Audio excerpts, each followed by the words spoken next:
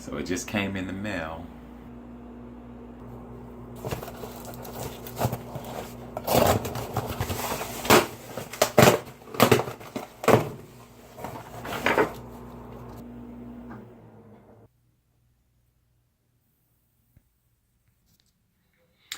So it's the film company.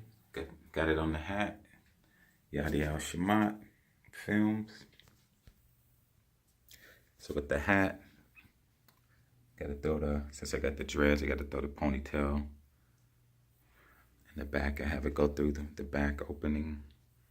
It's a fitted, well, not fitted, but it has, it's not a snapback either. It's more like it has a lace to it. The shirt fits perfectly. I love it. And this would be basically my uniform when I'm out filming Galaxy.